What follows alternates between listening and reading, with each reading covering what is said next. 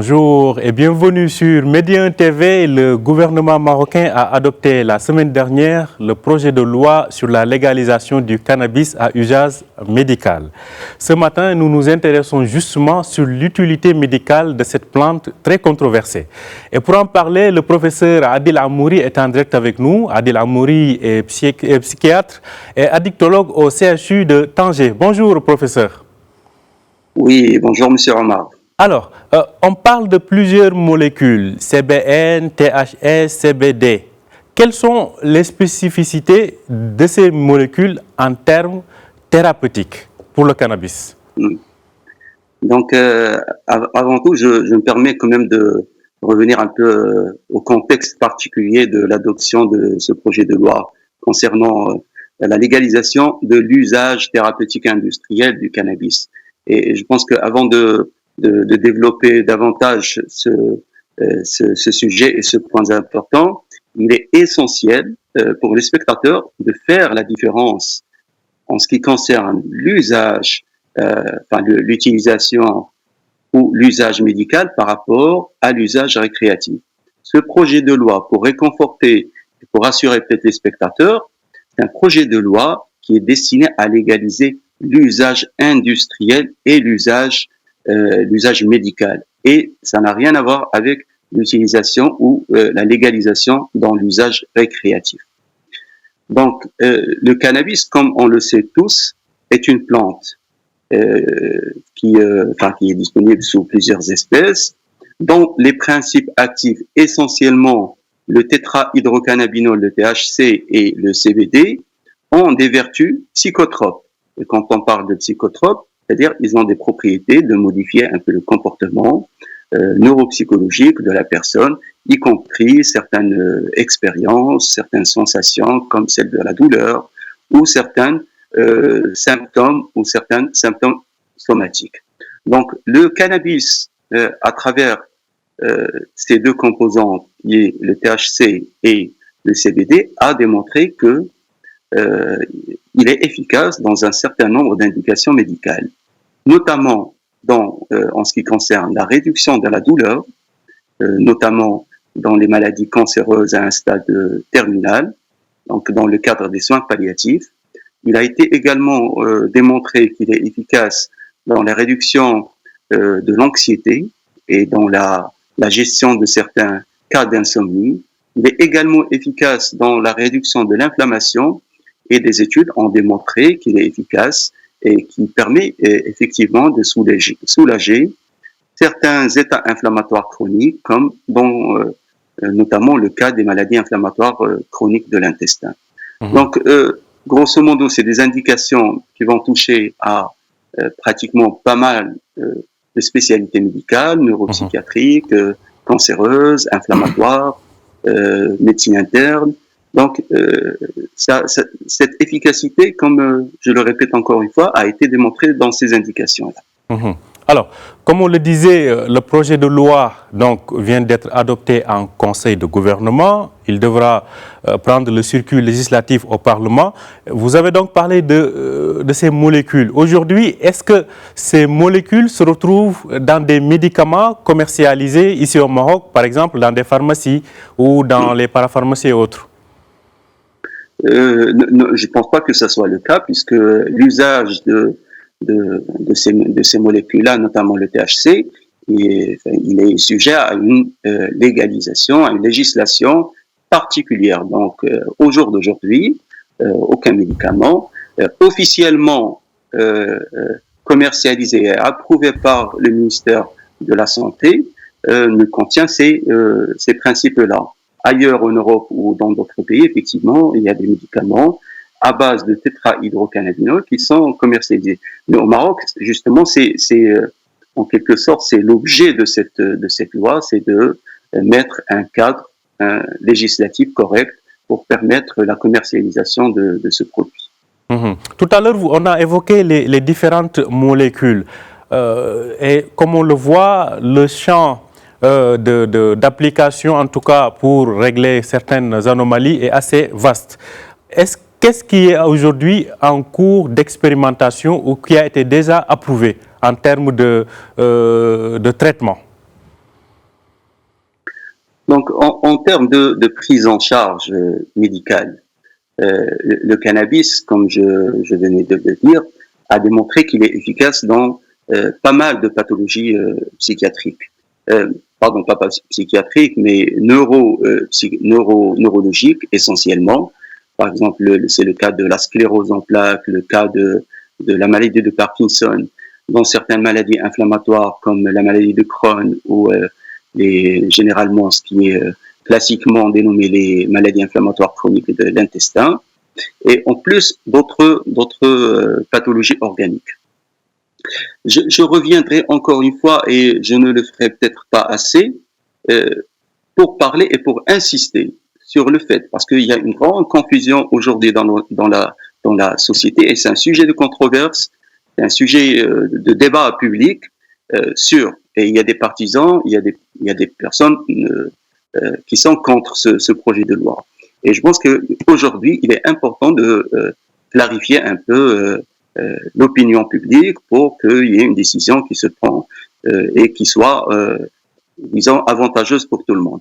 Mmh. Aujourd'hui, il y a des craintes par rapport à l'usage de ce cannabis parce que les gens, ils se disent le cannabis, c'est une drogue. Donc, comment on va faire? Est-ce qu'il est judicieux de légaliser l'utilisation et de dépénaliser l'usage de cette drogue? Or, et on l'a vu récemment, il y a pas mal de vidéos qui circulent sur les mass médias où les gens ils sont contents que finalement ils vont avoir à leur disposition et de manière tout à fait légale le cannabis. Donc, il est important de souligner que le cannabis dont il est question dans ce projet de loi, c'est le cannabis à usage médical et usage industriel. C'est-à-dire qu'il va utilisé uniquement pour l'usage, pour le traitement palliatif ou le traitement de certaines pathologies, mais également dans certains secteurs industriels comme celui du textile, celui du cordage et tout. Donc il y a plusieurs indications sur le plan industriel. Maintenant, qu'est-ce qui est différent en termes, disons, de risque entre ces deux plantes? Et je voudrais souligner que ce qui fait en quelque sorte la gravité et le pouvoir de la plante du cannabis, c'est sa teneur, sa concentration en THC. Plus cette concentration est importante, plus le risque de dépendance il est important.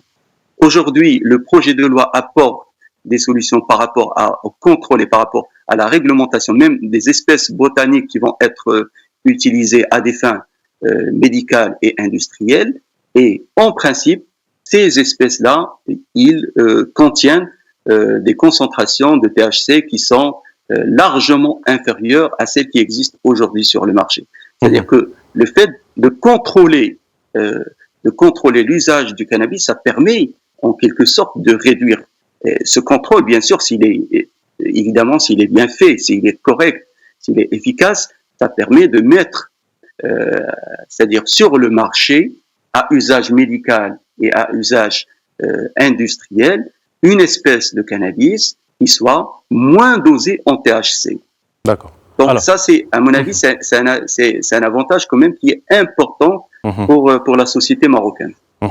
Encore, vous le disiez tout à l'heure et je pense que c'est très important à souligner, ce projet de loi, en tout cas s'il aboutit, ne vise pas à donner entre guillemets des joints à tout le monde qui se trouve au coin de la rue pour fumer, mais c'est plutôt pour les professionnels donc de la médecine, mais aussi à usage industriel, toujours dans le cadre thérapeutique. Vous, justement, en tant qu'addictologue et psychiatre, au jour le jour, dans votre travail au quotidien, quelle peut être l'utilité donc de ce cannabis à usage médical? Il faudrait revenir aux propriétés psychopharmacologiques du cannabis à travers le THC. Dans notre pratique, on constate, et c'est un constat que tout le monde va confirmer, qu'il y a une forte association entre l'usage de cannabis et la prévalence de certains troubles psychiatriques. Même les études scientifiques ont démontré que l'usage de cannabis est associé significativement à la survenue de pathologies psychiatriques, de certaines pathologies psychiatriques notamment les troubles psychotiques. Maintenant, la question qu'on se demande, est-ce que cette association, est-ce qu'elle est causale, c'est-à-dire que c'est le cannabis qui induit en quelque sorte l'incidence ou la survenue de troubles psychiatriques, ou est-ce que le cannabis c'est un moyen d'automédication, c'est-à-dire que ces patients ils ont tendance à utiliser le cannabis pour soulager un peu certains symptômes, comme l'angoisse, comme l'insomnie. Donc, au jour d'aujourd'hui, il est difficile de répondre à cette question. D'accord ? Donc, sur le plan psychiatrique, les vertus du cannabis sont surtout d'ordre anxiolytique. C'est-à-dire, ils peuvent être utilisés pour réduire un peu l'anxiété, pour améliorer le sommeil. Certaines études qui parlent de son efficacité dans les troubles anxio-dépressifs.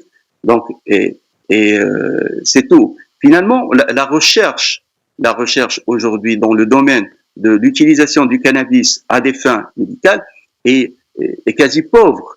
Quasi pauvre. Pourquoi? Et tout cela était lié au statut non légal, d'accord, au statut un peu non légal du cannabis. Donc, du coup, les recherches dans ce domaine étaient limitées par cet aspect juridique de la chose. Donc, aujourd'hui, avec cette légalisation, est-ce qu'il y aura plus de recherches, plus d'études qui seront faites pour rechercher en quelque sorte les vertus thérapeutiques, même dans le domaine psychiatrique? Ça, c'est un autre point important que peut-être on verra par la suite. Mais je voudrais souligner que en ce qui concerne la population psychiatrique, mais également la population générale, il est important de contrôler l'usage et contrôler en quelque sorte toutes les étapes du processus de la production jusqu'à la commercialisation, jusqu'à l'indication. Parce que il y a toujours un risque de dérapage, il y a toujours un risque de détournement. D'ailleurs, à ce propos, je souligne que le projet de loi prévoit justement la création d'une agence nationale qui serait chargée donc d'encadrer cet usage-là. Parlons toujours de cet usage thérapeutique. Vous disiez tout à l'heure que les limites qu'on a, peut-être c'est au niveau de la recherche. La recherche n'est pas peut-être extrêmement développée comme avec d'autres molécules. Quelles sont les autres limites thérapeutiques à l'usage du cannabis? Les limites thérapeutiques à l'usage du cannabis sont, comme je viens de le dire, d'ordre d'abord légal ou législatif, parce qu'il n'y avait pas de texte qui protégeait toutes ces recherches. Mais je pense que c'est le plus important, c'est le frein majeur, c'est un peu la barrière qui s'opposait aux recherches concernant la place du cannabis dans le domaine médical. Il y a d'autres pays qui ont dépassé, qui ont dépénalisé l'usage médical et l'usage industriel. Certains qui sont partis un peu plus loin et qui ont dépénalisé même l'usage récréatif. Et ça, c'est important parce que il faut distinguer entre les trois. Il y a l'usage médical, il y a l'usage industriel à des fins industrielles, mais aussi il y a l'usage à des fins récréatives. Donc, l'expérience notamment des Pays-Bas dans ce domaine qui ont parti un peu en avance et qui ont légalisé et dépénalisé même l'usage récréatif.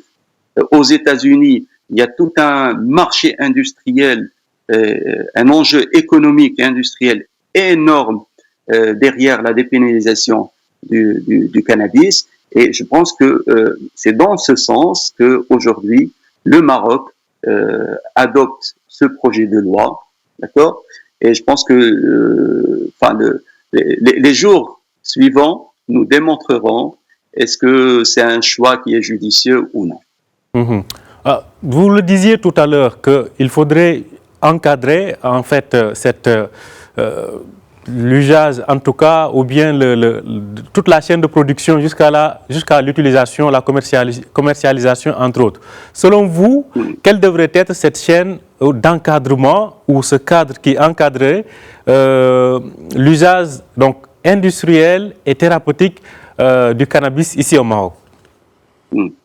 Je pense que le projet de loi a apporté quand même pas mal de mesures dans ce sens pour le contrôle contrôle de l'usage du cannabis et pour éviter qu'il y ait un détournement, qu'il y ait un dérapage faut qu'il y ait un risque. C'est pour réduire en quelque sorte les risques liés à l'utilisation. Mais les risques, ils sont toujours là. À mon avis, l'enjeu majeur aujourd'hui, c'est non par rapport à la dépénalisation de l'usage médical, mais la grande partie de l'attention et des efforts devront être portés également sur les mesures à mettre en pratique pour contrôler à la fois la production, c'est-à-dire la culture du cannabis, le stockage, le transport, l'utilisation, c'est-à-dire même la commercialisation par la suite. C'est-à-dire que c'est à différentes étapes, à différents processus de cette démarche d'avoir un cannabis à usage médical. Au cours de chaque étape, il y a un risque qu'il faudrait bien cerner. Mmh. Pourquoi bien cerner? Parce que le risque, il est énorme, l'enjeu, il est énorme. Si jamais il y aura une rupture dans le processus de contrôle et de réglementation et de surveillance, il y aura des risques énormes. Parce que il y a le risque de détournement, il est toujours là. Que ça soit chez le flah, celui qui va cultiver finalement, ou là, même chez le pharmacien. C'est-à-dire que on aura, et c'est le cas, on le constate, on le remarque. Au cours assez rapidement, professeur. D'accord, parce qu'il y a des patients qui viennent, qui sont dépendants au cannabis, et qui viennent demander à avoir une prescription d'un cannabis à usage médical. D'accord? Donc finalement, il faudrait bien mettre le paquet sur des processus de contrôle de cette utilisation de cannabis à usage médical. Et ça, c'est l'enjeu majeur de ce projet de loi. Certainement, l'agence donc dédiée ne manquera pas d'y apporter plus de précision. Merci beaucoup, professeur Adil Amouri. Je rappelle que vous êtes psychiatre et addictologue au CHU de Tanger. Merci d'avoir accepté notre invitation. Merci beaucoup. Bonne journée. Merci à vous aussi de nous avoir suivis. Je rappelle que vous pouvez retrouver cet entretien sur notre site www.medi1tv.com ou bien medi1news.com. Merci de nous avoir suivis et très bonne suite de programme sur notre antenne.